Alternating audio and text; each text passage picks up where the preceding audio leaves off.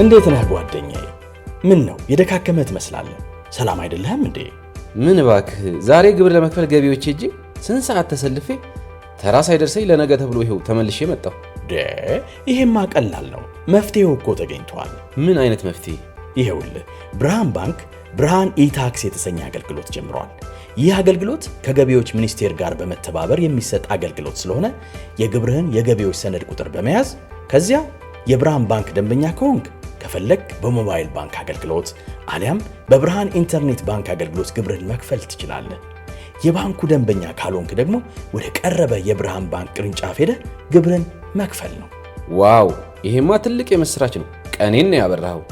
አዎ በብርሃን ባንክ ኢታክስ የግብር ክፍያ አገልግሎት ከረጃጅም ሰልፍ ድነው በፈለጉት ሰዓት በማንኛውም ቦታ ሆነው ግብርዎን መክፈል ይችላሉ። ብርሃን ኢታክስ ፈጣን የግብር መክፈያ አማራጭ። ብርሃን ባንክ እንደ ስማችን ብርሃን ነው ስራችን። Just one more. Arsenal are on the threshold now. It was never comfortable. Twitchy till the end. Mikel Arteta begged for the whistle. 60,000 begged for the whistle. And at last, the whistle came. Kai Havertz with a mighty header. 8 minutes out from half-time. The moment, the only moment. Never mind the goal difference. Feel the points.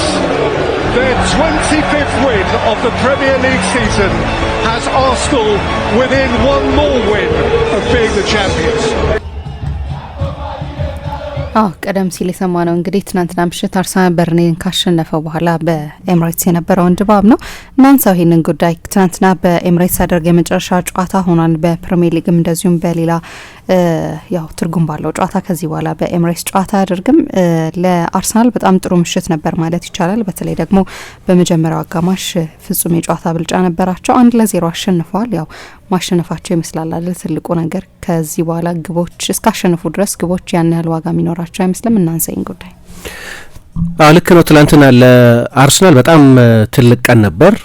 የተሟላ ደስታ የሚሰጥ እንደሆነ አላቅም። ምክንያቱም ምሳ እንዳነሳሹ አርሰናል እስካሸነፈ ድረስ የጎል ልዩነት ትልቅ ቁም ነገር ላይሆን ይችላል። ግን የትላንትናው ጨዋታ ከበርንሌይ ጋር የተደረገ ጨዋታ ስለሆነ ለዋንጫ የተቃረበ ቡድን ከወረደ ቡድን ጋር ሲጫወት ከትላንትናው የበለጠ ኮምፈርተብል የሆነ የመጨረሻዎቹ ደቂቃዎች ጭንቀት የሌለባቸው በ2 በ3 በ4 ጎሎች ልዩነት እንድታሸንፍ የሚጠበቅ ጨዋታ ስለነበር እና የአርቴታም የተጫዋቾች ምርጫ የበለጠ የማጥቃት ተጫዋቾች የተጠቀመበት 1-6 ብቻ ያጫወተበት 2-10 ቁጥሮች የተጠቀመበት 5 ቴክኒካል የማጥቃት ተጫዋቾች አንድ ላይ ያሰለፈበት ካላፊዮሪ ጨዋታውን የጀመረበት ስለነበር የአርቴታ ሀሳብም ይመስል የነበረው ከጎሎች ጋር ጨዋታውን ለማሸነፍ ነበር።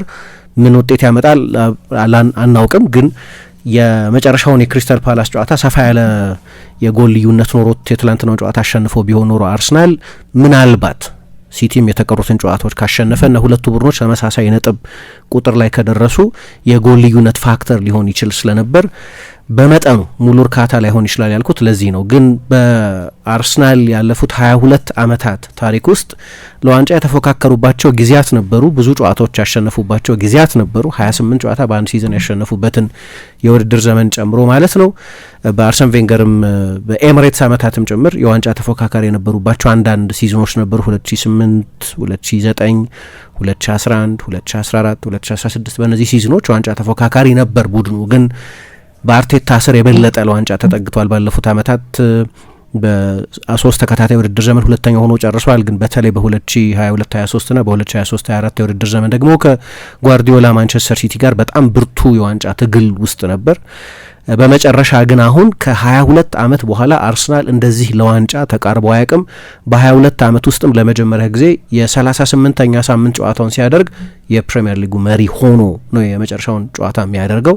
ለ22 ዓመት ኦልሞስት ለሩብ ክፍለ ዘመን ገደማ ሆኖ አያውቅም። አርሰናልን በነዛ ዓመታት መደገፍ የጀመሩ ሰዎች ይህንን ያህል ጊዜ ይፈጃል የሚል ግምት አልነበራቸውም። ያን ጊዜ ወደ ኤምሬትስ መሄድ ለክለቡ ሰዎች የገባቸው አንዳንድ ነገር ነበር። ለዴቪድ ዲን፣ ለአርሰን ቬንገር፣ ለሌሎቹ የአርሰናል በወቅቱ ለነበሩት ሹማምንት እና ለክለቡ ከፍተኛ ሼር ሆልደሮች ለራሳቸው ለዴቪድ ዲን፣ ለዳኒ ፊዝማን፣ ለኒና ብራስዌል ስሚዝ፣ ለእንደዚህ አይነት ሰዎች በወቅቱ ለነበሩ የአርሰናል ከፍተኛ ባለድርሻዎች ከክሮንኬ በፊት የነበሩት ባለድርሻዎች አርሰናል አስቸጋሪ ዓመታት ሊያሳልፍ እንደሚችል ግምት ነበራቸው። አርሰን ቬንገርም ያ ግምት ነበራቸው። ግን የእንግሊዝ የእግር ኳስ ላንድስኬፕ ፍጹም ከዛ በኋላ ነው የተቀየረው። የውጭ ሀገር ኢንቨስትመንት የተፈቀደው ከዚያ በኋላ ነው። ወይም የውጭ ሀገር ኢንቨስተሮች የእንግሊዝ እግር ኳስ ላይ የበለጠ ፍላጎት ማሳየት የጀመሩት ከዚያ በኋላ ነው። የሮማን አብራሞቪች ወደ ቼልሲ መምጣት፣ የማንቸስተር ሲቲ በካታር ስፖርትስ ኢንቨስትመንት በሲቲ ፉትቦል ግሩፕ ቁጥጥር ስር መዋል፣ የውጭ ኢንቨስትመንት ወደ እንግሊዝ እግር ኳስ መምጣትና በአጠቃላይ የስቴዲየምን የገቢ አስፈላጊነት በጣም አስፈላጊ ነው አሁንም። ለዚህ ነው ክለቦች አዳዲስ ስቴዲየሞች እየሰሩ ያሉት ወይም ተመልካች የመያዝ አቅማቸውን እያሳደጉ ያሉት። ግን የዛሬ 22 ዓመት እንደነበረው አልነበረም እና በጣም አስቸጋሪ ዓመታት ነበሩ ያለፉት 22 ዓመታት ለአርሰናል፣ ለደጋፊዎቹ፣ ከክለቡ ጋር ምንም አይነት ቁርኝት ላላቸው ሰዎች በሙሉ በጣም አስቸጋሪ ጊዜ ነበር። ግን በ22 ዓመት ውስጥ አሁን ያሉበት ቅርበት ላይ ሆነው አያውቁም። ያኔ በ6 ዓመት 3 ጊዜ ፕሪሚየር ሊግ የወሰደ በነዛ 6 ዓመታት 4 ጊዜ የኤፍኤ ካፕ ሻምፒዮን የነበረ ለአውሮፓ ውድድሮች ፍጻሜ የደረሰ በተቀሩት ዓመታት ከማንቸስተር ዩናይትድ ጋር ብርቱ ዋንጫ ተፎካካሪ የነበረ ቡድን ነው የነበረው እና ይሄንን አይነት ቅርበት ላይ ለመድረስ ረጅም ጊዜ መጠበቅ ነበረባቸው። አሁን የአርሰናል ደጋፊዎች ዛሬ ወይ ይሁድ ቡድናቸው የፕሪሚየር ሊግ ሻምፒዮን ሲሆን ለማየት በሚችሉበት አቅራቢያ ቅርብ ርቀት ላይ ነው የሚገኙት። የትላንትናው ድል አንድ እርምጃ የበለጠ ወደ ፊት አስጠግቷቸዋል። ትላንትና እዚሁ ፕሮግራም ላይ አርሰናል ቢያንስ ፕሪሚየር ሊጉን ብቻ በተመለከተ ማለት ነው በ180 ደቂቃ ርቀት ላይ ነው ያለው ከታላቅነት እና ይሄንን የአርሰናልን ቡድን በታሪክ እንዴት ነው የሚታወሰው የሚለውን ዲፋይን የሚያደርጉ 2 ጨዋታዎች ናቸው ስንል ነበር። አሁን አንድ ጨዋታ ሆኗል። 3 የፕሪሚየር ሊግ ጨዋታዎች አሉ የአርሰናልን ዕጣ ፈንታ ሊወስኑ የሚችሉ። 2ቱ ማንቸስተር ሲቲ የሚያደርጋቸው ናቸው፣ አንዱ አርሰናል ራሱ የሚያደርጋቸው ናቸው። በእነዚህ 3 ጨዋታዎች በአንዱ ለአርሰናል የሚያደላ ውጤት ከተገኘ ሻምፒዮን ይሆናል።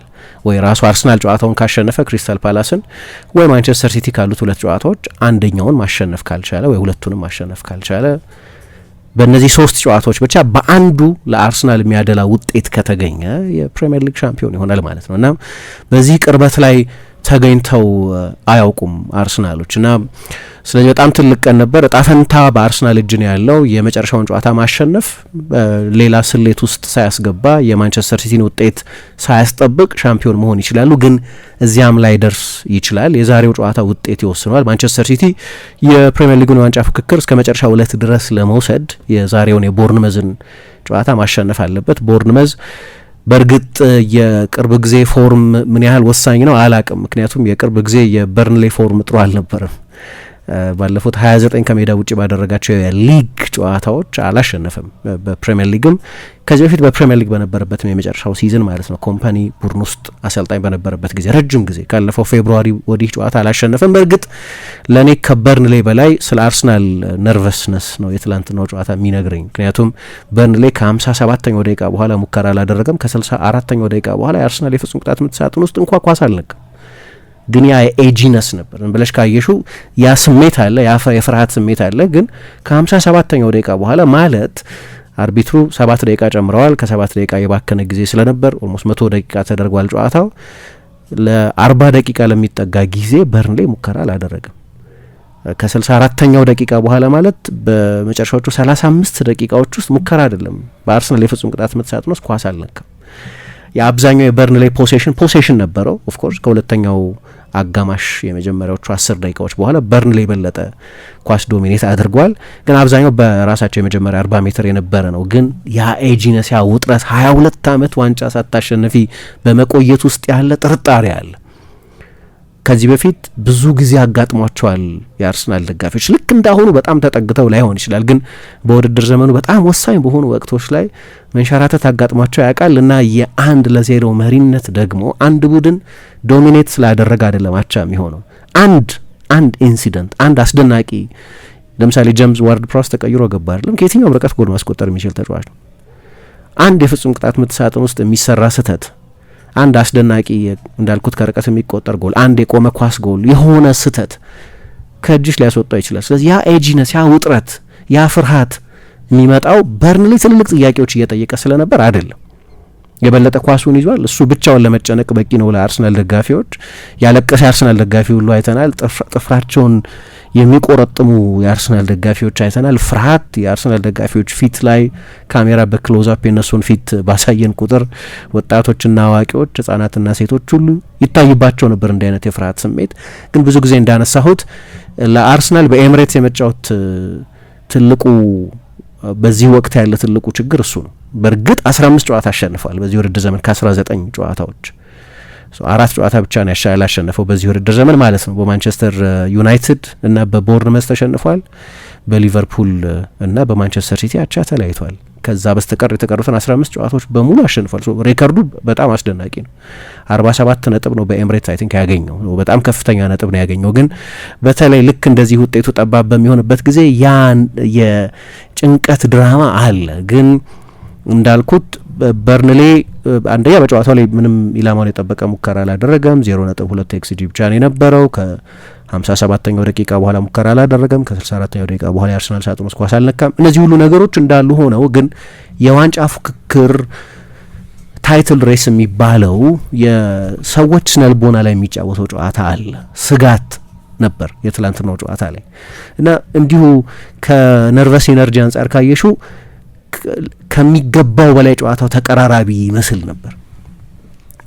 በርንሌ የበለጠ ኳስ ሞኖፖላይዝ ማድረግ በጀመረበትም ጊዜ ቢሆን እንዳነሳው ትልቅ የጎል እድሎች ስላልፈጠረ ማለት ነው። ግን የጭንቀት የሰዎች አእምሮ ላይ ላጣው እችላለሁ የሚል ጭንቀት የሰዎች አእምሮ ላይ ሊፈጥር የሚችለውን ፍርሃት ግን አየን። 19ኛ ስፍራ ላይ ያለ ቡድን ነው። ኦኬ ፕሪሚየር ሊግ ነው። ፕሪሚየር ሊግ ውስጥ ያሉ ሁሉም ክለቦች ሀብታሞች ናቸው። በርንሌ ለምሳሌ በዓለም ላይ 25ኛው ሀብታም ክለብ 25ኛው ሀብታም ክለብ ነው። ስለዚህ ሪሶርስ አለው። የሆኑ አደጋ ሊፈጥሩ የሚችሉ ተጫዋቾች አሉት። ቢወርድም ማለት ነው። በርንሌ በቅርብ ጊዜ በማንቸስተር ሲቲ 1-0 ነው የተሸነፈው። በቅርብ ጊዜ በሊቨርፑል 2-1 ነው የተሸነፈው። ወይ በዚህ ውድድር ዘመን በማንቸስተር ዩናይትድ 3-2 ነው የተሸነፈው በኦልድ ትራፎርድ። ወይ ከቼልሲ ጋር በቼልሲ ሜዳ አቻ ተለያይቷል።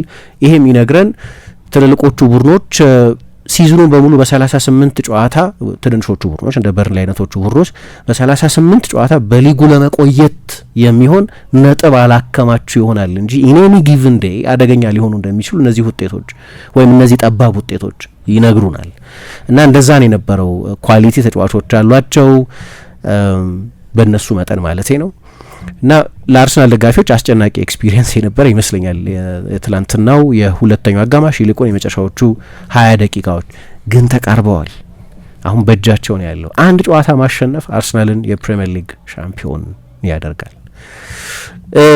የጨዋታውን ሁኔታ በተመለከተ ለማንሳት ሚኬል አርቴታ ብዙ ድራማዊ ለውጦች አላደረገም። የመጀመሪያው 11 ላይ ለእኔ ለሮቴሽን የሚጨነቅበት ጊዜ አልመሰለኝም። ምክንያቱም ባለፈው እሁድ ነው የተጫወቱት፣ ትላንትና ሰኞ ነው ጨዋታ የተደረገው። ስለዚህ በሁለቱ ጨዋታዎች መሀል የ8 ቀን እረፍት ነበረው። ለአርሰናል በጣም ሬር ነው የ8 ቀን እረፍት ማግኘት በዚህ የውድድር ዘመን በብዙ ውድድሮች ላይ ሲሳተፍ ስለቆየና በመላው አውሮፓ የአርሰናልን ያህል ብዙ ጨዋታ ያደረገ ቡድን ስለሌለ ልክ እንደዚህ አይነት የሳምንት አጋማሽ ነጻ መሆኑ ብቻ ሳይሆን በአንደኛው ጨዋታና ቀጥሎ በሚመጣው ጨዋታ መሀል ይህን ያህል ሰፊ እረፍት አልነበረም።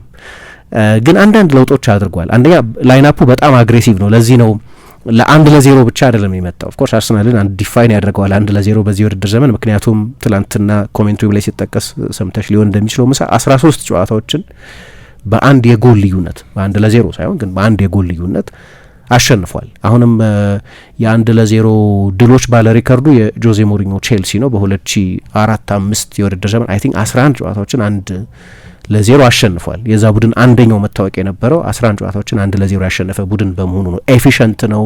ልክ እንዳሁኑ የአርሰናል ቡድን በመከላከል በጣም ሶሊድ ነው። አንድ ጎል ካስቆጠረ ሱቁን መዝጋት የሚችል ነው። የተጋጣሚ ቡድን ምንም አይነት ጥረት ቢያደርግ ትላንትና የጠቀስኩት አይነት የተጋጣሚ ቡድን ለ40 ደቂቃ ምንም ሙከራ የማያደርግበት አይነት ዲፌንሲቭ ስትራክቸር የነበረው በጆዜ ሞሪኞ የተሰራ የማሸነፊያ ማሽን ነበር። በመጠኑ ይሄኛው ቡድን ያ ባህሪያት ያሉት ነው። አንዴ ከመራ ጎል ለማስቆጠር በጣም ያስቸግራል። ትናንትናም ከጨዋታ ፊት ይህንን ስናነሳ ነበር። ግን አስቀድሞ የነበረ ኢንቴንሽን ግን አይመስለኝም። 1-0 ቱ ዲ አርሰናል የሚታወቅ አርሰናል በተለይ ጆርጅ ግራም አሰልጣኝ በነበሩበት ጊዜ በ1980ዎቹ መጨረሻ በ1990ዎቹ መጀመሪያ በተለይ ካፕ ዊነርስ ካፕን ባሸነፉት በ1993-94 የውድድር ዘመን ፔዥንም ሌሎችንም ቡድኖች ያሸንፉ 1-0 እያሸነፉ ነበር ፋይናል የደረሱት እና በተለይ ያ ሲዝን 1-0 ለአርሰናል ወይም 1-0 ቱ ዲ አርሰናል የሚለው መታወቂያ የዛ ቡድን መታወቂያ እንዲሆን ሆነ። የቬንገር ቡድን ለምሳሌ 1-0 ቡድን አልነበርም። ያ ኢንቪንሲብል የነበረው ቡድን 3 ጨዋታዎች ብቻ ነው በሲዝኑ በሙሉ 1-0 ያሸነፈው። የ1-0 ቡድን አልነበረም። ምናልባት የ3-2 ቡድን ነበር ይሆናል እንጂ የበለጠ ጎሎች የሚያስቆጥር ቡድን ነበር ይሆናል እንጂ እኔ በአሰልጣኝነት ስታይል ከቬንገር ይልቅ የበለጠ ከጆርጅ ግራም ከሌላ ትልቅ የአርሰናል አሰልጣኝ ጋር ነው ሚኬል አርቴታ የሚመሳሰልብኝ። ግን ትላንትና ሀሳቡ ለማርጅን መጫወት አልነበረም።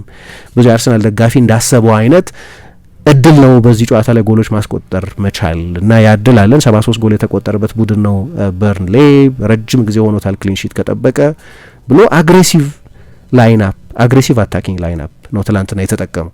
ለምሳሌ በዚህ ውድድር ዘመን ምሳሌ ለመጀመሪያ ጊዜ ማርቲን ኦዴጋርድ፣ ኤቤሪቼዜ፣ ቡካዮ ሳካ፣ ካይ ሃቨርትዝና ሊያንድሮ ትሮሳር አንድ ላይ ጀምረዋል። ለመጀመሪያ ጊዜ ነው እነዚህ 5 የአርሰናል ተጫዋቾች አብረው ጨዋታ ሲጀምሩ።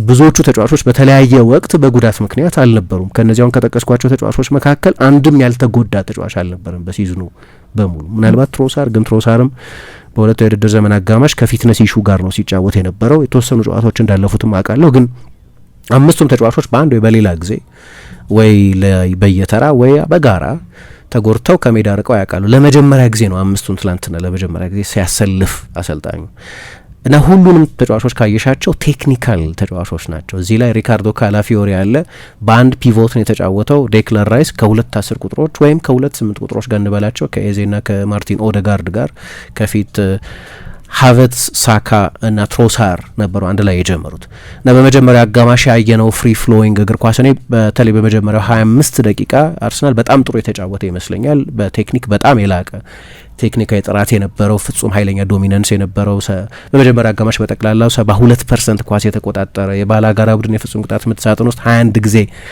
ኳስ የተቀባበለ የፖሴሽን የፓሲንግ ስታቲስቲክሱ በፐርሰንቴጅ 90% የነበረበት 293 ለ90 ነበር የፓስ ልዩነታቸው። ስለዚህ በጣም ኃይለኛ ዶሚናንስ ነበረው። የመጀመሪያው 1 ደቂቃ ተኩል አካባቢ በርንሌ 2 የማዕዘን ምቶች አግኝቶ ነበር። ግን ከዛ ውጭ የሚጠቀስ ትልቅ ፕሬዘንስ አልነበራቸው። አርሰናል ከጨዋታው ፊት እንዲኖር የምትጠብቂው አይነት ከፍተኛ ብልጫ ነበረው።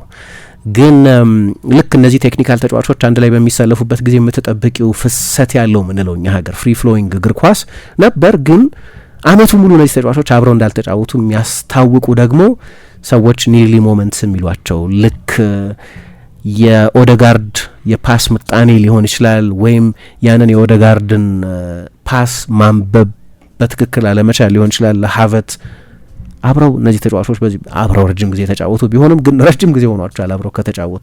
5ቱ አብረው ሲጫወቱ ለመጀመሪያ ጊዜ መሆኑ በጣም አስገራሚ ነገር ነው። ምን ያህል የፊትነስ ችግር እንደነበር ቡድን ውስጥ የሚያሳይ ነው። ግን እድሎች ነበሯቸው ደግሞ ለምሳሌ ሊያንድሮ ትሮሳር የጎል ቋሚ መልሶበታል። ቡካዮ ሳካ ጠቅልሎ ወደ ጎል የሞከረው ኳስ ለኢንች ወደ ውጭ ወጥቷል። ኤቤሪቼዜ እንደዚሁ የጎል አግዳሚ ሁለቱ አጋማሽ እንደተጀመረ መልሶበታል። ምናልባት የፍጹም ቅጣት ምት ሊያሰጥ የሚችል ሉካ ፒሬስ የሚባለው ተጫዋች ሳካ ላይ ጥፋት ፈጽሞ ነበር። ስለዚህ የፍጹም ቅጣት ምት ሊያስገኝ ይችል የነበረ ኢንሲደንት ነበር። ብዙ የማዕዘን ምቶች አግኝተዋል። አብዛኞቹን የማዕዘን ምቶች አርሰናል በመጀመሪያ አጋማሽ ካገኛቸው 6 የማዕዘን ምቶች 5ቱን ባጫጭር ለመቀባበል ነበር የሞከረው። ስለዚህ እድሎች ነበሩ ለአርሰናል በመጀመሪያ አጋማሽ ከ1-0 በላይ መሪ ሆኖ ለመውጣት የሚያስችሉ እድሎች ነበሩት። ግን እንዳነሳሁት ነው እኔ በኋላ ምናልባት ወይ አሁን ላንሳው በኋላ አላቅም። ግን ሚኬል አርቴታና የማጥቃት ባላንስን በተመለከተ ግን አንድ ጥያቄ ያለኝ ጥያቄ ብዙ ጊዜ ሯጮች አንድ ላይ ያሰልፋልና መረዳት አልችልም እሱን እል ነበር። ምክንያቱም ተመሳሳይ ታይፕ ናቸው እነዚህ ተጫዋቾች። ጋይል የለም ወይ ቴክኒካዊ የላቀ ጥራት የለም፣ የፕሌሜኪንግ ችሎታ ይጎድላል። 3ቱም ማድዌኬ፣ ማርቲኔሊ ና ዮኬሬስ ለምሳሌ አንድ ላይ ሲሰለፉ ከሞላ ጎደል ተመሳሳይ የጨዋታ ባህሪ ያላቸው ተጫዋቾች ናቸው። ስለዚህ የማጥቃት ሚዛን ሲጎል ታያለሽ። የአይነት ማነስ ማለት ነው፣ የቫራይቲ መጉደል ማለት ነው። ትላንትና ደግሞ ወደ ሌላ ኤክስትሪም ነው ሄደው።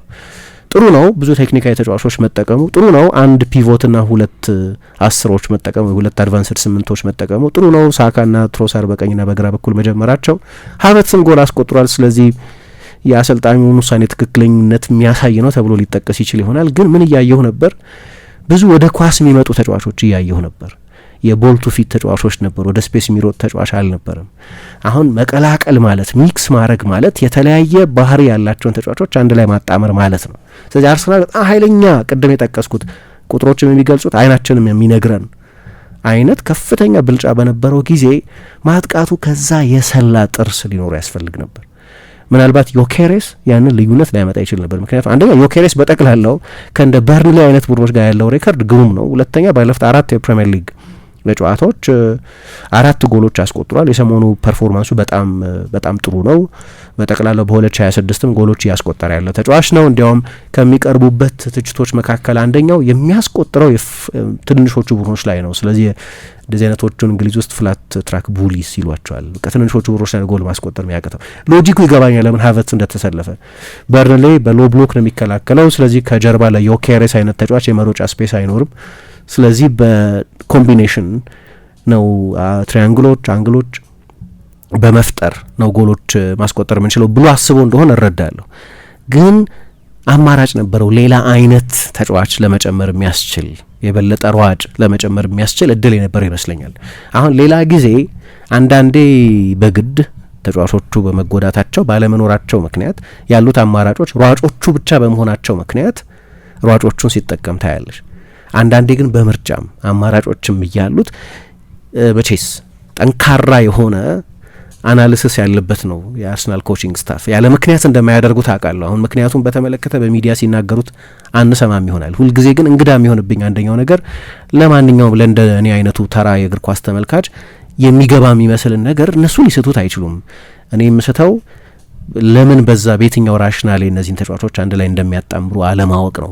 ጠንካራ ምክንያት እንዳላቸው ማሰብ እችላለሁ፣ ግን ሁልጊዜ ግራ የሚያጋባኝ ነገር ነው እና ደግሞ እየሰራ አይደለም። ብዙ ጊዜ እየሰራ ስላልነበር ማለት ነው። ትላንትና ደግሞ ወደ ሌላ ኤክስትሪም ነው ሄደው ብዙ የቦልቱ ፊት የቦል ኦፕሬተርስ የሚባሉ የበለጠ በመስመር መሀል መጫወት የሚወዱ መቀናበር የሚወዱ አጫጭር ቅብብሎች የጎን ኦቨርሎዶች መፍጠር የሚችሉ ተጫዋቾች ናቸው እነዚህ ተጫዋቾች እና ከዛ የተሻለ መሆን ይችል ነበር የሚል ግምት ነበረኝ። ሀቨርትዝ ብቻ አይደለም ግን አንዱን ተጫዋች መቀላቀል ማለቴ ነው እና እሱ ነው አንዱ ትልቁ ነጥብ ነበር። በሁለቱ አጋማሽም ይሄንኑ ማስተዋል ይቻል ነበር እና የመጀመሪያ አጋማሽ ግን ከመጠናቀቁ በፊት በጣም አስፈላጊ ነበር። የመጀመሪያ አጋማሽ 0-0 ቢሆን ኖሮ የአርሰናል ደጋፊዎች የልብ ምት እንዴት እንደሚሆን አላቅም። በጣም ውጥረት ይኖረው ነበር ሁለተኛው አጋማሽ። ቢያንስ ያንን ውጥረት ያረገበ ጎል ግን ከማዕዘን ምት ሰርፕራይዝ ከማዕዘን ምት አርሰናል አስቆጥሯል። እንግዲህ 20 ጨዋታዎችን ከቀጥታ የማዕዘን ምት አላስቆጠረም ነበር በዚህኛው በቅርብ ጊዜ የውድድር ዘመኑን። አርሰናል መጨረሻ ላይ ሻምፒዮን የሚሆን ከሆነ ዛሬ ወይ እሁድ የ20 ጎል አጥቂ ምናምን እንላለን ብዙ ጊዜ። የአርሰናል የ20 ጎል አጥቂ የቆመ ኳስ ነው። እዚህ ላይ በመትጋታቸው ምክንያት የተገኘ ነው። ከቲንጌጅ ነገር ነው ልበለው፣ የቆመ ኳስ አይደለም። የቆመ ኳስ እግር ኳስ ከነበረበት ጊዜ ጀምሮ የነበረ ነው፣ አዲስ ነገር አይደለም። አሁን የቆመ ኳስን ልክ በረቀቀ ዝግጅት ኮሪዮግራፍድ በሆነ ማጥቃት መጠቀማቸው ነው ከሌሎቹ ቡድኖች በሙሉ ያደርጉታል። ግን አርሰናል ምናልባት ከዚህ በተለይ ከትልልቆቹ ቡድኖች እና ቦርንመዝ አይነት ቡድኖች ቀድመው ያደርገውታል። ሌሎችም ቡድኖች በተለይ ዴታ የሚጠቀሙ ቡድኖች ምክንያቱም ለምሳሌ ኒኮላ ጆቫ የቦርንመዝ የቆመ ኳስ አሰልጣኝ ነበር። ስለዚህ በዚህ ቀዳሚ ነበር ሊባል ይችላል። ሌሎችም ቡድኖች ለነገሩ ከዚህ በፊት የቆመ ኳስን ታሪክ ብቻ የተወያየንበት አንድ ፕሮግራም እንደሰራ እናስታውሳለን። አዲስ ነገር አይደለም። ምናልባት አዲሱ ነገር ግን የቆመ ኳስን በእንደዚህ አይነት ዝርዝር እና በተጠና ሁኔታ ኮሪዮግራፍድ በሆነ ሁኔታ መጠቀማቸው ነው። ለረጅም ጊዜ አቅቷቸው ነበር። በቅርብ ጊዜ ግን ለምሳሌ ጎሎች አስቆጥረዋል። ለምሳሌ ኤዜ ኒውካስል ላይ ያስቆጠረው ጎል በቴክኒካል ብየና የቆመ ኳስ ጎል ነው። ግን የቆመ ኳስ ጎል በቀጥታ የማዕዘን ምት ወደ ሳጥን ተሻግሮ ወይ ጋብርኤል ወይ ሀቨርትዝ ወይ ሳሊባ ወይ ሌላ ተጫዋች ገጭቶ እንደሚያስቆጥረው አልነበረም። ወደ ሌላ ፌዝ ኦፍ ፕሌይ ገብቶ ከፍጹም ቅጣት ምት ሳጥን ውጪ ተመቶ የተቆጠረ ጎል። ስለዚህ መነሻው የቆመ ኳስ ስለሆነ የቆመ ኳስ ጎል ተብሎ ነው የሚበየነው። እሱ ግን አይደለም። በሰከንድ ፌዝ ኦፍ ፕሌይ የተቆጠረ ነው፣ ከሳጥን ውጭ የተቆጠረ። ከፉልሃም ጋርም ከሶስቱ ጎሎች ሁለቱ መነሻቸው የቆሙ ኳሶች ነው። ግን ከአጫጭር ቅብብሎች በኋላ ፔዤ እንደሚያስቆጥራቸው አይነት ጎሎች ለምሳሌ ፔዤ በቆመ ኳስ በጣም ጥሩ ቡድን ነው በነገራችን ላይ ልክ ግን ይለያል አርሰናል ከሚያስቆጥርበት ጎል። ትናንትናም አንዳንዱ ጄኒውን እንደሆነ አላውቅም። አርሰናል ከ16 የማዕዘን ምቶች አንዱን ያስቆጥራል። ጄኒውን ስል ቃሉ በሌላ ሁኔታ እንዳይተረጎም ልክ ነው። አርቴታም ከጨዋታው በኋላ ለምንድነው አጫጭር የማዕዘን ምቶች ማብዛት የጀመራችሁት ሲሉት አንዳንድ የተጋጣሚ ቡድን ስትራክቸር ለማየት ይመስላል። ለምሳሌ ዞናል ከሆነ ወይም ማን ቱ ማን ከሆነ በአጭር እንጫወት ወይም ረጅም የማዕዘን ምት ወደ ሳጥን እንላክ የሚለውን እንድንወስን ያግዘናል ብሏል። ስለዚህ በእነዚህ አጫጭር የማዕዘን ምቶች የበርንሌን የማዕዘን ምቶች የመከላከል ጠባይ ያጠኑ ነው ማለት ነው ወይስ ደግሞ እድሎች ነበሯቸው? ምክንያቱም ሀቨርትዝ ትልቅ እድል አግኝቶ ነበር። የፍጹም ቅጣት ምት ሳጥን ውስጥ ከቆመ ኳስ የመጣ ነው፣ ግን በአጭር ቅብብል ወደ ሳጥን የደረሰ ነው። የቆመ ኳስን ወደ ኦፕን ፕሌይ መለወጥ ማለት ነው። በዛ ጎል አማካይነት ነው አርሰናል ጎሉን ያስቆጠረው። ጎሉ ሲቆጠር ግን ለመጀመሪያ ጊዜ በጨዋታው ላይ በቀጥታ ወደ ሳጥን የተላከ የማዕዘን ምት ነው። ከሌሎቹ አርሰናል ከሚያስቆጥራቸው የማዕዘን ምቶች የሚለይ ባህሪ ግን አለው። ምክንያቱም በቅርብ ጊዜ ብዙ ትችቶች አርሰናል ላይ የሚሰነዝሩ ሰዎች ከሚያቀርቧቸው ትችቶች መካከል አንደኛው የአርሰናል የፍጹም ቅጣት ምት ሳጥን ውስጥ የሚስተዋሉ ሸናኒገንስ ናቸው። የግብ ጠባቂውን ብሎክ ማድረግ፣ መሳሳብ፣ መጓተት፣ ይህንን የመሳሰሉት ነገሮች ላይ ነው የሚል ትችት አለ። የትላንትናው በጣም ሩቲን የሆነ በመጠኑም የበርንሌን የዞን የመከላከል ድክመት ያሳየ ነው። ፍጹም ነጻ ሆኖ ነው ካይ ሃቨርትዝ ጎሉን ያስቆጠረው። ከዚህ የቀለለ ጎል በማዕዘን ምት በዚህ ውድድር ዘመን ብዙ ላናይ እንችላለን። ቡካዮ ሳካ ድንቅ ኳስ ነው ወደ ሳጥን የላከው። ካይ ሃቨርትዝ ነጻ ሩጫ ነበረው።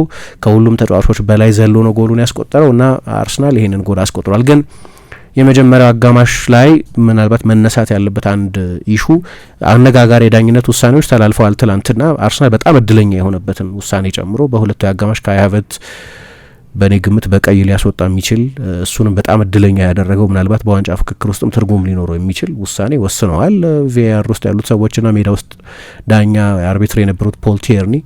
ግን ከዛ በፊት ደግሞ ምናልባት ለአርሰናል የፍጹም ቅጣት ምት ሊያሰጥ የሚችል ክስተት ነበር። ቡካዮ ሳካ መጀመሪያ ግልጽ አልነበረም ለእኔ ጥሩ ታክል ኳሱን የነካው መስሎ ነበር።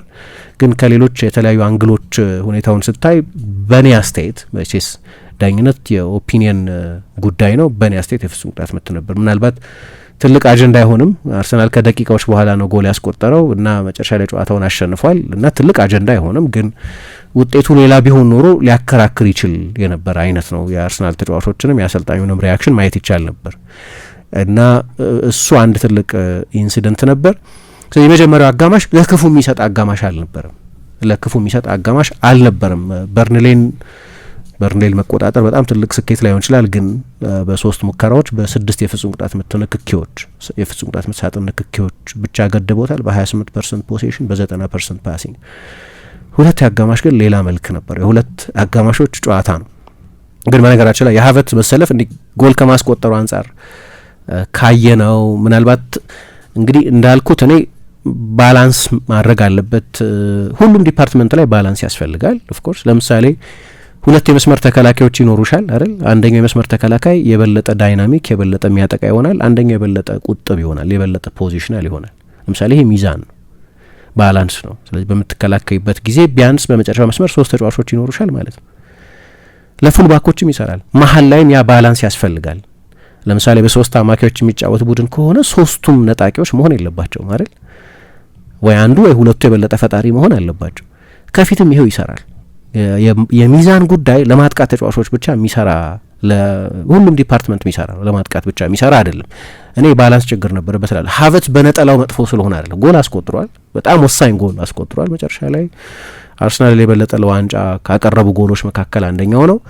ግን የበለጠ የአርሰናልን ማጥቃት አደገኛ ያደርገው ነበር ብዬ አምናለሁ። ዮኬሬስ ቢሰለፍ በፕሮፋይሉ ለየት ማለት ብቻ ማለት ነው፣ ከሃቨርትዝ የተለየ በመሆኑ ብቻ ሃቨርትዝ በጣም አደንቀዋለሁ እኔ። ትልቅ ተጫዋች ይመስለኛል። ትልቅ ፖቴንሻል ይመስለኛል። ገና ነው፣ 26 ዓመቱ ነው። 26 ዓመቱ ብቻ አይመስልም በልጅነቱ ስላወቅ ነው። ግን ከጉዳት ነጻ ከሆነ አርቴታ ከሚተማመንባቸው ተጫዋቾች መካከል አንደኛው ነው። ጎልም አስቆጥሯል። ስለዚህ ብዙ ቅሬታ ልታቀርቢበት አይመችም። ግን በእኔ ግምት ሚክስ ማድረግ ያስፈልጋል፣ መቀየጥ ያስፈልጋል። ያ ችግር በመጀመሪያ አጋማሽ ላይ የነበረ ችግር ነው እና እንዳልኩት እነዚህ ተጫዋቾች አንድ ላይ ባለመጫወታቸው ምክንያት በጣም ከፍተኛ ዶሚኔሽን ወይ ብልጫ የነበረው እንኳ ቢሆን ግን በቂ የማጥቃት ዚፕ ግን የነበረው አይመስለኝም በመጀመሪያ አጋማሽ። ሁለተኛው አጋማሽ ሌላ ባህሪ ነበረው። ለምንድነው ሁለተኛው አጋማሽ ሌላ ባህሪ የነበረው? አንደኛው የአእምሮ ጉዳይ ነው የሚመስለኝ። ከዚህ መሸሽ የሚቻል አይመስለኝም። ያው በርንሌ በእኔ አስተያየት እና ጨዋታውንም እያየሁት አያስቆጥሩም፣ በርንሌ ጎል አያስቆጥሩም የሚል ስሜት ነበረኝ። ሊሚትድ ቡድን ነው እና ብዙ የሚገርም አይደለም። ያሉበት ቦታ ያሉት በምክንያት ነው። 19ኛ ስፍራ ላይ ያሉት እንደመጡ የሚወርዱት በምክንያት ነው። አሏቸው አደጋ መፍጠር የሚችሉ ተጫዋቾች፣ ግን በምክንያት ነው ያሉበት ቦታ ላይ ያሉት። ስለዚህ በሁለተኛው አጋማሽ በጠቅላላ ሁለት ሙከራ ነው ያደረጉት። 0.06 ነው ኤክስጂያቸው። የአርሰናል የፍጹም ቅጣት ምት ሳጥን ውስጥ በሁለተኛው አጋማሽ በመጀመሪያው አጋማሽ ከነበራቸው ንክኪ ያነሰ ነው ብቻ ሳይሆን አንድ ጊዜ ነው የነኩት ቦክስ ውስጥ ማለት ነው።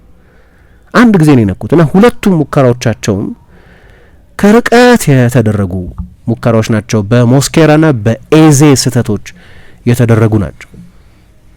ሁለቱ ሙከራዎቻቸው ከፍጹም ቅጣት ምት ሳጥን ውጪ የተደረጉ የአርሰናልን ግብ ጠባቂና የመከላከል ጠቅላላ አወቃቀሩን የሚያውክና ፍርሃት ውስጥ የሚጥል አልነበረም። ሁለቱም ግን ኳስ መያዝ ጀመሩ። ለእኔ የበርንሌ ኳስ መያዝ መጀመር ኖርማሊ ለአርሰናል ጥሩ መሆን ያለበት። የበለጠ ሪስክ መውሰድ ጀምሯል። የበለጠ በሀየር ላይን መጫወት ጀምሯል። የበለጠ 3-4 ተጫዋቾች ወደ አርሰናል ዲፌንሲቭ ሀፍ መምጣት ጀምረዋል። ስለዚህ ከጀርባ በጀመረ አጋማሽ ላይ ያልነበረ ክፍት ቦታ አለ ማለት ነው። አሁን ለእኔ የለውጥ ታይሚንግ ጉዳይ ወሳኝ ሆናል። ዮኬሬስን አስገብቶታል፣ ግን በጣም ቆይቶ ነው ያስገባው።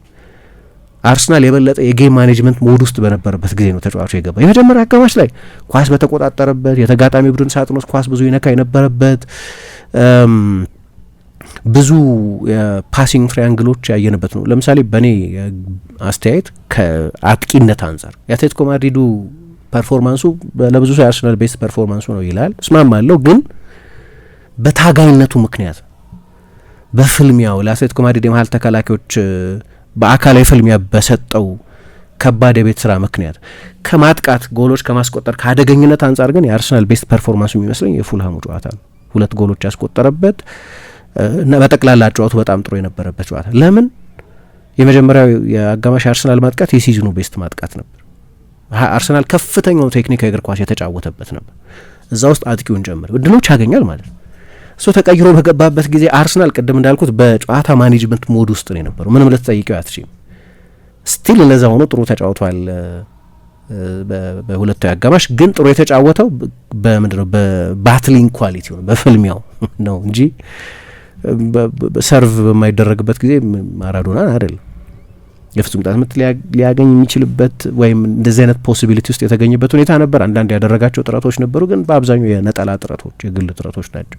ለእኔ ቀደም ብሎ ተጫዋቹን አስገብቶት ቢሆን ኖሮ የበለጠ ጨዋታው ክፍት መሆን ጀምሮ ስለነበር። ስንታየው ደቂቃ ላይ ነው? 73ኛው ደቂቃ ላይ ነው ተቀይሮ ተጫዋቹ ሚኬል አርቴታ የመጀመሪያ የሶስት ተጫዋቾች ለውጥ ሲያደርግ 72ኛው 73ኛው ደቂቃ ላይ ነው ለውጦቹን ያደረገው እና ስለዚህ ለውጡ ላይ የታይሚንግ ጥያቄ ነው ያለኝ ማለት ነው። ጨዋታው የበለጠ እሱን በሚፈልግበት ጊዜ ምናልባት ተጨማሪ የመጨረሻዎቹ ደቂቃዎች ጭንቀት እንዳይኖር ማድረግ በሚችልበት ጊዜ ያንን ለውጥ በቶሎ ያደረገ አልመሰለኝም። እንግዲህ በመጀመሪያው አጋማሽ 90 ፓሶች ብቻ ያደረገው በርንሌ በሁለተኛው አጋማሽ 210 ፓሶች ነው ያደረገው። ኦልሞስት ሁለት እጥፍ በላይ ማለት ነው። ኳስ ረጅም ሰዓት ይዘው ቆይ። አሁን እንዳልኩት አደገኝነት ነው የጎደለው። ወደ አደገኛ ቦታ መምጣት ነው የጎደለው። አደገኛ ቦታ ማለት የተጋጣሚ ቡድን የመጨረሻ 30 ሜትር ላይ የተጋጣሚ ቡድን የፍጹም ቅጣት ምት ሳጥን አደገኛ ቦታ ጎሉ ያለው እዛ ጋር ስለሆነ ማለት ነው። እና ችግሩ አንድ ጊዜ ብቻ ነው ግን ቦክስ ውስጥ ኳስ የተቀባበሉት። ለምሳሌ አርሰናል በጣም በተቸገረበት ሁለተኛው አጋማሽ 17 ጊዜ በርንሌ የፍጹም ቅጣት ምት ሳጥኖች ኳስ ነክቷል እና ይጠበቃል። አርሰናል ነው ያኛው በርንሌ ነው። የስታንዳርድ ልዩነት አለ በሁለቱ ቡድኖች መካከል የ58 ነጥብ ርቀት አለ ምናምን ሰፊ ነው ልዩነቱ። የሚጠበቅ ነው የአርሰናል እንደዛ ማድረግ። ግን አደገኛ ቢሆን ኖሮ አንድ ክራክ ይበቃል። ወልቭስ እኮ እንደዛ ነው ያደረጋቸው። ወልቭስ ከአርሰናል ጋር በነበረው ጨዋታ በሞለኒው የተደረገው ጨዋታ ማለት ነው አርሰናል 2-0 ይመራ ነበር። 2-1 ነው ያለቀው አይደል? እና 2-1 ሲያልቅ 2 ሙከራ ነው በሁለቱ አጋማሽ ያደረገው፣ ግን ሁለቱም ጎሎች ሆኑ። የፕሪሚየር ሊግ ተጫዋቾች ናቸው እስኪወርዱ ድረስ በሚቀጥለው ወደ ቻምፒየንሺፕ እስኪመለሱ የፕሪሚየር ሊግ ተጫዋቾች ናቸው። ፕሪሚየር ሊግ ደግሞ በዓለም ላይ ትክክልም ይሁን አይሁን ሞስት ኮምፒቲቲቭ የሚባለው ሊግ ነው። ስለዚህ 19ኛው የሆነው ቡድን በአጋጣሚዎች በሆኑ የጊዜያት ርቀት አደጋ መፍጠር ይችላል ማለት ነው። ሩል አውት አታረጊውም። ወልቭስ እኮ ከወልቭስ ወጥተው ወደ ማንቸስተር ዩናይትድ ወደ አትሌቲኮ ማድሪድ ምናምን ሊሄዱ የሚችሉ ተጫዋቾች አሉ። አሁን ማኔ የሚባለው ልጅ 18 ዓመቱ ልጅ ይቆያሉ እየተባለ ነው። ጆዋ ጎሜዝ ወደ አትሌቲኮ ማድሪድ ወደ ማንቸስተር ዩናይትድ ይባላል። አሏቸው ተጫዋቾች ወደ ትልልቅ ክለቦች መሄድ የሚችሉ ተጫዋቾች ለተመሳሳይ ነገር ነው ለበርንሌ። ስለዚህ 1-0 አደገኝነት ፕሪሚየር ሊግ ሲሆን ኮምፕሊትሊ ኒውትራላይዝ ማድረግ አትችልም። ስለዚህ አርቴታ ራሱ ከጨዋታው በኋላ ምን አለ? ጸጉሬ ብዙ ነው መለጥ አይመስለኝም፣ ግን እንዲህ አይነቱ ጨዋታ መላጣ ያደርጋል ያስጨንቃል ማለቱ ነው።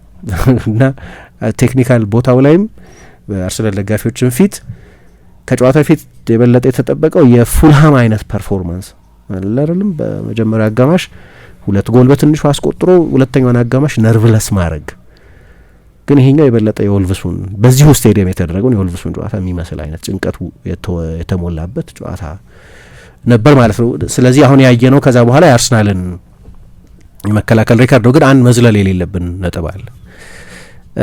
ካይ ሃቨርትዝ ጎሉን አስቆጥሯል። ስለዚህ ማች ዊነር ነበር።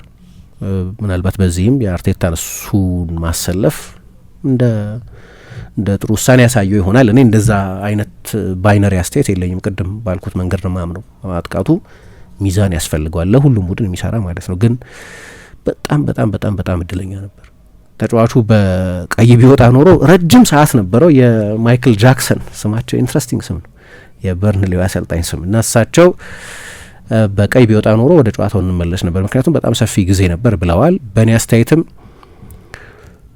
በቀይ የሚያስወጣ ጥፋት ነበር። ምን ግን የገባኝ ነበር የውድድር ዘመኑ መጨረሻ ላይ ነው ያለ ነውና በመመሪያ ይሁን አይሁን አላቅም የቪአር ጣልቃ ገብነት በዚህኛው ሳምንት የፕሪሚየር ሊግ ጨዋታዎች በጣም ቀንሶ ነው ያየሁት።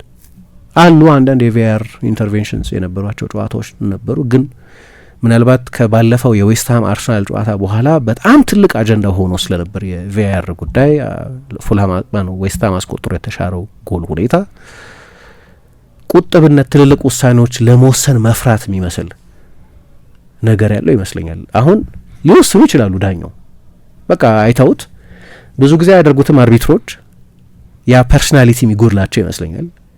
አርቢትሮች አይ እኔ እንዳየሁት ነው የምወስነው፣ ሜዳ ውስጥ ነበርኩ፣ ከ5 ሜትር ርቀት ላይ ነው ያለሁት፣ አይቼዋለሁ፣ አዎ ታክል ነው፣ ግን ከቢጫ ካርድ በላይ አያሰጥም ብሎ ሊወስን ይችላል። ሰው መብቱ ነው። መጨረሻ ላይ የመወሰን መብት የአርቢትሩ መብት ነው። ግን ቪአር አይ ግን ብታየው ይሄንን ብሎ ሪኮመንድ የማድረግ ኃላፊነት ግን አለበት። ሪኮመንድ አልተደረጉም። ሰውየው ቢጫ ካርድ ሰጡ እና በቪአር ክፍል ውስጥ ያሉት ሰዎች በሜዳ ውስጥ በተወሰነ ውሳኔ ደስተኞች ነን ብለው ጨዋታውን ቀጠሉ እና ማለት የሚቻለው በዚህ ውሳኔ ሃቨርትዝም አርሰናል በጣም እድለኞች ነበሩ። ምክንያቱም ቢያዩት ኖሮ የካርዱን ቀለም ያደምቁት ነበር። በቪአር ቢያዩት ኖሮ ሌላ እድል የሚኖራቸው አይመስለኝም። አሁን ብቸኛው ሊቀርብ የሚችለው ክርክር ብዙ ፎርስ አልነበረውም ነው። አንዳንድ ውሳኔዎች በዚህ ሁኔታ ለምሳሌ የውድድር ዘመን በተጀመረ ሶሻል ሚዲያ ላይ ብዙ ሲመላለስ አይተው ኤግዛክትሊ ተመሳሳይ ጥፋት ፊል ፎደን ካልቨን ባሲ ላይ የፈጸመውን አይነት ጥፋት ይመስላል። ግን ያኔም ቢሆን ፊል ፎደን በቀይ መውጣት ነበረበት ብለናል። ፊል ፎደንን በቀይ የሚያስወጣ ውሳኔ ነው። ይሄንኑ አይነት ተመሳሳይ ኢንሲደንት እሁድ ዕለት በሚደረጉ የፕሪሚየር ሊግ ጨዋታዎች ደግሞ በቀይ ሲያስወጣ ልታይ ትችላለች። ትልቁ ችግር የኢንኮንሲስተንሲ ችግር ነው። ለተመሳሳይ ክስተቶች የሚሰጥ የተለያየ ፍርድ ብያኔ ማለት ነው። የኢንኮንሲስተንሲ ችግር አለ እና ይህም በጣም በጣም ወሳኝ ሞመንት ነበር።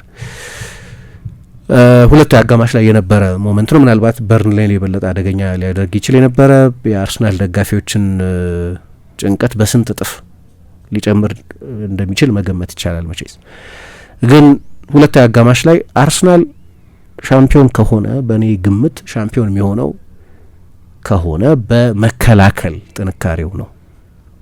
ለተጋጣሚ ቡድኖች የጎል ሽራፊውን እንኳ ማየት እንዳይችሉ ማድረግ በመቻሉ ምክንያት በጣም ሶሊድ የሆነ የመከላከል ስትራክቸር ስላለው አሁን ከዛ የሲቲ ጨዋታ በኋላ አርሰናል በማንቸስተር ሲቲ 2-1 ከተሸነፈበት የኤቲሃድ ጨዋታ በኋላ አርቴታ ኦኬ አሁን ሁለቱም ቡድኖች እኩል እድል ነው ያላቸው። ምክንያቱም ሲቲ ከቀናት በኋላ በርንሌን ይገጥም ስለነበር ትላንት አርሰናል የገጠመው ቡድን ማለት ነው የነጥብ ልዩነቱ እኩል እንደሚሆን ይጠበቅ ነበር፣ እሙን ነበር። ሲቲ በርንሌን በተርፍ ሞር እንደሚያሸንፍ ለማንም ሰው ለመገመት ከባድ አልነበረም እና ምንድነው ያኔ ያለው አሁን እንደገና ሊጉ ይጀምራል ሁለታችንም፣ ምክንያቱም እኛ የነበረን አድቫንቴጅ የለም አሁን እና ይሄ የመጨረሻዎቹ 5 ጨዋታዎች ያሉበት ሊግ አዲስ ሊግ እንደማለት ነው።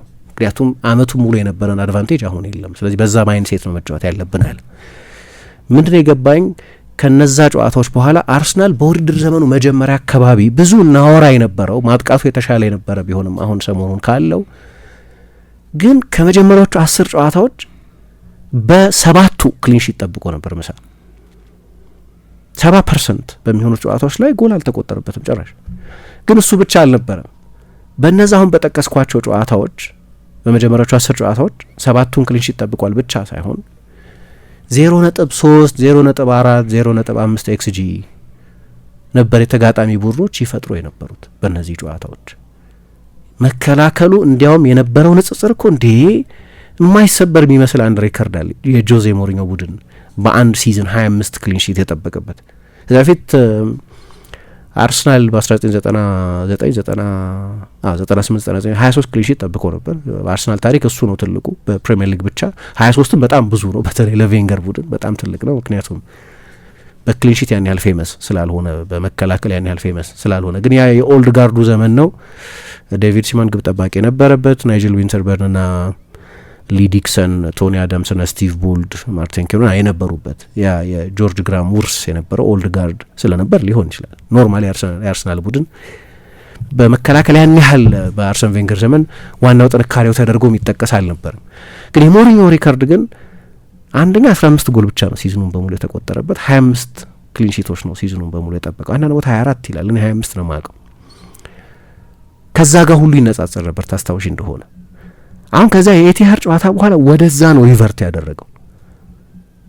በማርጅኖች ነው የሚያሸንፈው።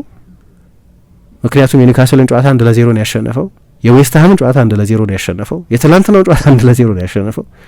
የፉልሃሙ ጨዋታ ላይ ብቻ ነው ከአንድ በላይ ጎል ወይ መልቲፕል ጎል ያስቆጠረው፣ መልቲፕል ጎልስ። እና በእነዚህ በ1-0 ጨዋታዎች ላይ ደግሞ ምንድነው የሚጠይቅሽ? የኒውካስልን ጨዋታ በጊዜ ነው ጎል ያስቆጠሩት። 10ኛው ደቂቃ ላይ ነው ኤዜ ያንን ጎል ያስቆጠሩት። 80 ደቂቃ መከላከል ነበረባቸው። ሙሉ ለሙሉ መከላከል ባይሆንም ግን በመከላከል ጠንካራ ወይ 80 ደቂቃ ጎል ሳይቆጠርባቸው መውጣት ነበረባቸው። የዌስትሃም ጨዋታ ሌላ አይነት መልክ ያለው ነው። ምክንያቱም ትሮሳር ራሱ ጎሉን ያስቆጠረው 82ኛው ደቂቃ ላይ ስለነበር። የትላንትናውም ጨዋታ በመጀመሪያ አጋማሽ ነው ጎል ያስቆጠሩት እና በውድድር ዘመኑ መጀመሪያ አካባቢ ወደ ነበረ የመከላከል ሶሊዲቲን የተመለሱት። ባለፉት 4 ጨዋታዎች ጎል አልተቆጠረባቸውም በሊጉ ብቻ። በቻምፒየንስ ሊግም ከጠቀስን በአትሌቲኮ ማድሪድ ጨዋታ በመልሱ ጨዋታ ጎል አልተቆጠረባቸውም። በመጀመሪያውም ጨዋታ በፍጹም ቅጣት ምት ነበር ጎል የተቆጠረባቸው። እናም የጎል ሽታ የማይሰጥ ቡድን ወደ መሆን የበለጠ ሶሊድ ወደ መሆን ወስዶታል እና በዚህ ሁኔታ ሻምፒዮን የሚሆን ትላንት 2 ማርኮች ቢያንስ የነበሩት ይመስለኛል። አንደኛ በመከላከል በጣም ጠጣር መሆን፣ ሁለተኛ በቆመ ኳስ ማሸነፍ። ይህም ቡድን ሰዎች ካስታወሱት በእነዚህ ጥንካሬዎች የሚያስታውሱት ይመስለኛል። ግን አንድ ጸጸት ግን ሊኖር ይችላል። የውድድር ዘመኑ እንደሚቋጭበት ሁኔታ የጎል ልዩነት ኢምፖርታንት ሊሆን ይችላል አይደለም እንላለን በዚህ የውድድር ዘመን። አርሰናል በጎል ልዩነት ሻምፒዮን መሆን አይችልም። አሁን ይሄ ተረጋግጧል። ቢያንስ ሲቲ የተቀሩትን 2 ጨዋታዎች የሚያሸንፍ ከሆነ ኦቶማቲክ ነው። አሁን ሁለቱም ቡድኖች 43 የጎል ልዩነት ነው ያላቸው፣ ጎል ዲፍረንስ የሚባል አቻ የሚወጣ ከሆነ አርሰናል የመጨረሻውን ጨዋታ መጨመር አይችልም ማለት ነው። 43 ላይ ነው የሚጻነው። ሲቲ የተቀሩትን 2 ጨዋታዎች ዛሬ ቦርንመዝን ደግሞ እሁድ አስቶን ቪላን የሚያሸንፍ ከሆነ የጎል ልዩነቱን ይጨምራል። ሁለቱንም 1-0 ቢያሸንፍ እንኳን የጎል ልዩነቱን 45 ማድረስ ይችላል ማለት ነው። አርሰናል የመጨረሻውን ጨዋታ ያ ስሌት ጠቃሚ ላይሆን ይችላል። አንዳንድ ጊዜ ምናልባት አቻም እኮ ምናምን የሚል ስሌት ሲንግል ማይንድድ መሆን ጥሩ ሊሆን ይችላል። ማሸነፍ ብቻ ነው ሻምፒዮን የሚያደርገኝ ብሎ ማሰብ ጠቃሚ ሊሆን ይችላል። እስከዛ ድረስ የሚደርስ ከሆነ የዛሬው ውጤት ይወስነዋል። ግን የትላንትናው ጨዋታ አይዲያሊ የ3-4 ጎል ጨዋታ መሆን ነበረበት በመርህ ደረጃ ለአርሰናል። በርንሌይ ነው እየገጠሙ ያሉት እና ለማሳነስ ሳይሆን ያሉበት ቦታ እና የተጫወቱበት ስቴዲየም እና አርሰናል ከእነዚህ አይነት ቡድኖች ጋር ያለው ሬከርድ፣ አርሰናል ያለበትም ሁኔታ የአርሰናል ደጋፊዎች ከዚህ በሰፋ ውጤት ቡድናቸው እንዲያሸንፍ ጠብቀው ቢሆን ኖሮ ስህተት አያስብላቸውም እና እሱ ምናልባት በጣም አነስተኛ ሊሆን ይችላል፣ ግን ማይነር ኮንሰርን የሚመስለኝ ነገር እሱ ነው። ተጨማሪ ጎሎች ቢያስቆጥሩ ኖሮ ሌላ ዋንጫ የማሸነፊያ እድል ሊሰጣቸው ይችል ነበር ማለት ነው። ምናልባት አቻ ሊበቃ ይችል ነበር። ሰፋ ያለ ጎል ልዩነት ቢኖር ኖሮ ሲቲ በተቀሩት 2 ጨዋታዎች ብዙ ጎሎች የማስቆጠርን ፕሬሸር እንዲኖርበት ማድረግ ይችሉ ነበር። ለዚህ ነው ጄሚ ካራገር እንግዳ ሊመስል ይችላል፣ ግን ለማንቸስተር ሲቲ 1-0 አርሰናል በርንሌን ማሸነፉ በጣም መጥፎ ውጤት አይመስለኝም። ማሸነፉ ኦፍ ኮርስ ቢጥልላቸው ነው የሚመርጡት። ጠቅላላውን ኢኩዌዥን የሚቀይረው የበርንሌ አርሰናል ነጥብ ማስጣል ነበር። ግን ወደ ጎል ልዩነት የሚመጣ ከሆነ ግን አድቫንቴጅ ነው። ምክንያቱም ሲቲ ሁለቱን ጨዋታዎች ካሸነፈ በጎል ዲፍረንስ ይበልጣል። አርሰናል ፓላስን የግድ ማሸነፍ አለበት። ግን የአንድ ጎል ልዩነት ሌላ ሶስተኛው ዲፋይኒንግ ፋክተር ይመስለኛል። አርሰናል በሁሉም ውድድሮች 19ኛ ጨዋታው ነው በአንድ የጎል ማርጅን ሲያሸንፍ በዚህ ውድድር ዘመን። ባለፉት 4 ጨዋታዎች ቻምፒየንስ ሊጉን ከጨመርኩ ደግሞ ባለፉት 5 ጨዋታዎች 4ቱን በአንድ የጎል ማርጅን ያሸነፈው እና አርቴታም this is the story of the season ብሎታል በአብዛኛው። ግን አንዳንዱም ችግር እሱ ነው ደግሞ ይሄ መጨረሻ ላይ የመጣው ፋቲግ ምናምን ለማርጅን በመጫወት ምክንያት የመጣም ፋቲግ ነው። አንስቼዋለሁ ይሄንን አንድ ፕሮግራም ላይ ብዙ ጨዋታዎች በአንድ የጎል ማርጅን የተጠናቀቁ ናቸው። ግን 26 ጎል ተቆጥሮባቸው ስለዚህ መከላከሉ በጣም ጠጣር ነው። 1-0 አሁን በፕሪሚየር ሊግ ካሉት ቡድኖች መካከል 1-0 ለመከላከል የምትተማመኝበት አንድ ቡድን ካለ አርሰናል ይመስለኛል። ጠባብ ማርጅንን ሶሊድ በጣም ስለሆነ ሁለቱ የመሀል ተከላካዮች ግብ ጠባቂያቸው ትላንት በኔ አስተያየት በጣም አስደናቂ የነበረው ዴክላን ራይስ እንዲህ አይነት ተጫዋቾች ቡድኑ ስላሉት 1-0ን ፕሮቴክት ማድረግ ይችላል። በሁሉም ውድድሮች 32 ጨዋታዎች ላይ ክሊንሺት ጠብቋል እና ይሄ ከ1970ዎቹ በኋላ ከፍተኛው ነው። ስለዚህ ከሲቲ ጨዋታ በኋላ ወደዛ የተመለሰ ይመስለኛል። የሲዝኑ መጀመሪያዎቹ ሳምንታት ላይ ወደ ነበሩት ትላንትና በርንሌ እንደሆነበት አይነት በጣም የተሻሻለ ሁለት አጋማሽ ኖሮት ግን የአርሰናል ትርጉም በሚሰጥ የሜዳው ስፍራ ላይ አደገኛ መሆን አልቻለም። እነዛ በጣም ከሩቅ የተሞከሩት 0.06 ኤክስጂ ብቻ የነበራቸው ሁለት ሙከራዎቻቸው ሳይቀር በሁለት አጋማሽ የተደረጉት በክርስቲያን ሞስኬራና በኤቤሪቺ ኤዜ የፖሴሽን ስተቶች የተገኙ ናቸው። ከዛ በኋላ በኤምሬትስ ትልቅ ሴሌብሬሽን ነበር። ምክንያቱም የአመቱ የመጨረሻ ጨዋታ ነው ለአርሰናል በስቴዲየሙ የሚደረገው ማለት ነው። ምክንያቱም ሁለቱም ጨዋታዎች በዛው በለንደን ነው፣ ግን በሴልኸርስት ፓርክ የሚደረግ ነው። ሌላኛው በሃንጋሪ ቡዳፔስት የሚደረገው የቻምፒየንስ ሊግ ፋይናል። ከጨዋታው በፊት የአርሰናል አውቶቡስ ስቴዲየም ውስጥ ሲደርስ የነበረው ስሜት እና አጠቃላይ ሙዱ በጣም ጠንካራ ነበር። ምናልባት አርቴታ በአርሰናል ውስጥ ሊሰጡት ከሚገቡ ትልልቅ ክሬዲቶች መካከል አንደኛው የኤምሬትስን አትሞስፌር የቀየረበት ነው። አንድ ፕሮግራም ይህንንም በተመለከተ እንደሰራን አስታውሳለሁ ከጥቂት ዓመታት በፊት። የኤምሬትስ አትሞስፌር ቀዝቃዛነት በኤምሬትስ ዘመን ብቻ የመጣ አይደለም። በሃይብሪም ዘመን ሃይብሪ ላይብረሪ ይባል ነበር። በጣም ኢንቲሚዴቲንግ ስቴዲየም ነው፣ ብዙ ታሪክ የሰሩበት ስቴዲየም ነው። ግን ከአንዳንድ ስቴዲየሞች የበለጠ አትሞስፌር የነበረው አይመስለኝም። የራሱ ዩኒክ ፊቸር አለው። ትንሽ ነው ሜዳው፣ ተመልካቹ በጣም ቅርብ ነው ለሜዳው። እንደዚህ 38 ሺህ ተመልካች ብቻ የሚይዝ ነው። የራሱ ዩኒክ ታሪክ ነበረው። ግን ያኔም ግን እንደነበር አውቃለሁ ድጋፉ ያን ያህል ኢንቴንስ አይደለም የሚለው። በኤምሬትስ ግን ብሶ ነበር። አርቴታ ከመጣ በኋላ ሰዎች ቬንገር ስቴዲየሙን ሰሩት፣ አርቴታ መብራት አንጠለጠለባቸው፣ ብርሃን ሰጠው ስቴዲየሙ የሚባለው ለዚህ ነው። ቬንገር ናቸው ስቴዲየሙን የሰሩት ለዚህ ነው። እያንዳንዱ ወንበር ላይ የላቤ ጠብታ አለ ብዬ አምናለሁ፣ እያንዳንዷ ኮንክሪት ላይ የሚሉት ትልቅ ሳክሪፊኬሽን ይመስለኛል ሳስበው። አንዳንድ ጊዜ ያሳለፉትን ሁኔታ ምናምን ስቶሪውን በደንብ ለሚያውቅ ሰው ግን ለሳቸው ብቻ የሚሰጥ ተቀጽላ ደግሞ ትላንትና ስቴዲየም ውስጥ አየን። አርሰን ኖስ የሚል ጽሁፍ ና አርሰን ያውቃል የሚል ጽሁፍ የአርሰናል ደጋፊዎች ባነር ነገር ይዘው እናይ ነበር እና ትላንትና ለመጀመሪያ ጊዜ ሚካኤል ኖስ የሚል ባነር አየን እና ለአርቴታም ልጆቹን ይዞ መጨረሻ ላይ ሜዳ ውስጥ ገባ። ትልልቅ ሆነዋል ልጆቹ የሱም እና የፌስቲቭ ስሜት ነበረው። ስፒች አድርጓል መጨረሻ ላይ። ያው ደንብ ነው። ቬንገር አያደርጉም፣ ፈርጉሰን ያደርጉ እንደነበር አስታውሳለሁ። የሲዝን ፊናሌ ላይ ለአመቱ ሙሉ ድጋፋቸው አመሰግናለሁ የሚል ንግግር ያደርጉ ነበር። ቬንገር ሲለቁ ነው ያደረጉት ከአርሰናል ሲሰናበቱ። ለማንኛውም አርሰናል በድጋሚ 25 እና ከዛ በላይ ጨዋታ አሸንፏል። ካለፉት 4 ሲዝኖች በሶስቱ ቢያንስ 25 ጨዋታዎች አሸንፏል። በሚገርም ሁኔታ ከቬንገር እኩል ነው። ይሄ በ2022 23 በ2023 24 በ2025 26 ዘንድሮ ማለት ነው ቢያንስ 25 ጨዋታዎች አሸንፏል ከ38 ጨዋታዎች። ቬንገር በ2001 2002 26 በ2003 2004 26 በ2004 5 በ2003/4 በ2004/5 ደግሞ 25 ጨዋታዎችን ከ38 ጨዋታዎች አሸንፈው ነበር። ብዙ ጨዋታዎች ያሸንፋል ቡድኑ እና ለዋንጫ ግን ዛሬ ወይም እሁድ የቁርጥ ጊዜም ለቁርጥ ቀን ይሆናል ማለት ነው። እንዴት ነህ ጓደኛዬ? ምን ነው የደካከመህ ትመስላለህ? ሰላም አይደለህም እንዴ? ምን እባክህ ዛሬ ግብር ለመክፈል ገቢዎች ሄጄ ስንት ሰዓት ተሰልፌ ተራ ሳይደርሰኝ ለነገ ተብሎ ይሄው ተመልሼ መጣሁ። ይሄማ ቀላል ነው፣ መፍትሄው እኮ ተገኝቷል። ምን አይነት መፍትሄ? ይሄውልህ ብርሃን ባንክ ብርሃን ኢታክስ የተሰኘ አገልግሎት ጀምሯል። ይህ አገልግሎት ከገቢዎች ሚኒስቴር ጋር በመተባበር የሚሰጥ አገልግሎት ስለሆነ የግብርህን የገቢዎች ሰነድ ቁጥር በመያዝ ከዚያ የብርሃን ባንክ ደንበኛ ከሆንክ ከፈለግ በሞባይል ባንክ አገልግሎት አሊያም በብርሃን ኢንተርኔት ባንክ አገልግሎት ግብርህን መክፈል ትችላለህ። የባንኩ ደንበኛ ካልሆንክ ደግሞ ወደ ቀረበ የብርሃን ባንክ ቅርንጫፍ ሄደህ ግብርህን መክፈል ነው። ዋው! ይሄማ ትልቅ የምስራች ነው። ቀኔን ነው ያበራኸው።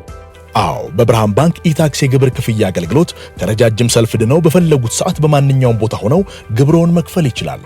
ብርሃን ኢታክስ ፈጣን የግብር መክፈያ አማራጭ። ብርሃን ባንክ እንደ ስማችን ብርሃን ነው ስራችን።